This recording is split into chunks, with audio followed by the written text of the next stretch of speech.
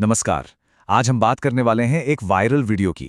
एक ऐसा वीडियो जिसमें भारत, बांग्लादेश और चीन के रिश्तों को लेकर एक बहुत ही कह सकते हैं चौंकाने वाला तर्क सामने रखा है। चलिए इसी की गहराई में चलते हैं। तो इस पूरे तर्क के सेंटर में है सिर्फ 17 किलोमीटर। हाँ, सिर्फ 17 किलोमीटर।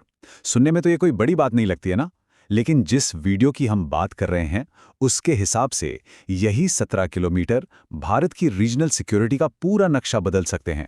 सवाल यह है कि कैसे।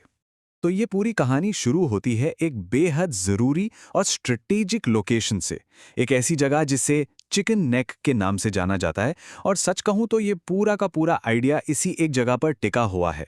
तो सवाल उठता है, ये सिलीगुड़ी कॉरिडोर या जिसे चिकन नेक कहते हैं, ये आखिर है क्या चीज़। देखिए, ये भारत की ज़मीन का एक बहुत ही पतला सा हिस्सा है, एक ऐसी पट्टी जो हमारे नॉर्थ ईस्ट के राज्यों को बाकी देश से जोड़ती है। और जियोपॉलिटिकल एक्सपर्ट्स यही मानते हैं कि इसका इतना संकरा होना ही इसे स्ट्रैटेजिक तौर पर बहुत ज़्यादा नाजुक बना देता है।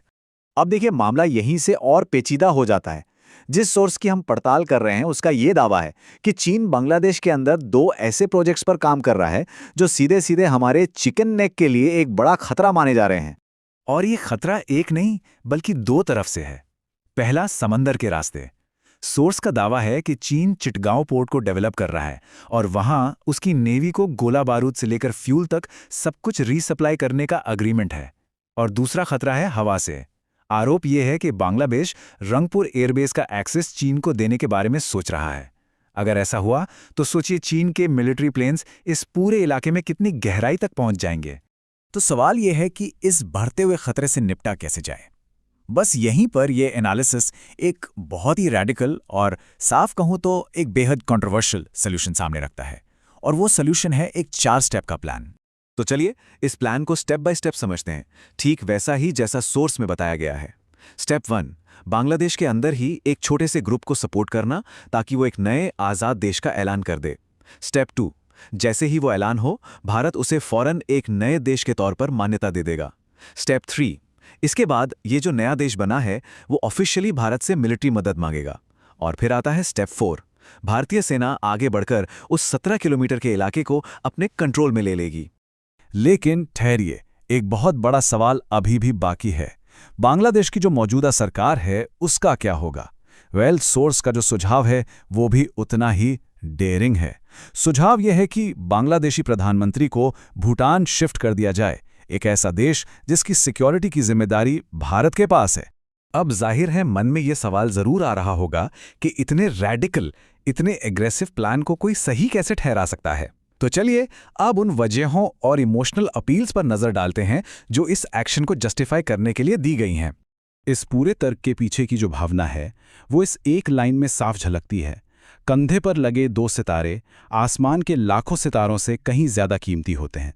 ये मिलिट्री ऑनर और देशभक्ति की एक बहुत ही पावरफुल अपील है जो इस पूरे आर्ग्यूमेंट का बेस है। तो इस तरह का प्रीएम्प्टिव एक्शन लेने के पीछे लॉजिक क्या दिया जा रहा है। देखिए, तर्क ये है कि जो भी करना है अभी करना बेहतर है, अभी जब फैसला लेने का वक्त है। क्योंकि अगर चीन का इंफ्रास्ट्रक्चर एक बार पूरा हो गया तो बहुत देर हो जाएगी। एक सोच ये भी है कि जो नई सरकार उस इलाके में बनेगी वो चीन के सारे लीज और एग्रीमेंट्स कैंसिल कर देगी। और आखिर में ये सब कुछ नेशनल प्राइड और मिलिट्री की तैयारी से भी जुड़ा हुआ है। और आखिर में ये सारी बातें हमें एक बहुत बड़े और पेचीदा सवाल पर लाके खड़ा कर देती हैं। एक ऐसा सवाल जहां इंटरनेशनल लॉ और नेशनल सिक्योरिटी आमने सामने आ जाते हैं। और वो सवाल है सोवरेनिटी का, यानी संप्रभुता का। और यहीं पर यह पूरा एनालिसिस हमें एक दुविधा के साथ छोड़ जाता है कि प्रीएम्प्टिव नेशनल सिक्योरिटी और किसी दूसरे देश की जमीन पर आक्रामकता, इन दोनों के बीच की बारीक लाइन आखिर कहाँ है। ये एक ऐसा सवाल है जिसके असर बहुत दूर तक जाते हैं और जिसका कोई भी आसान जवाब शायद है ही नहीं।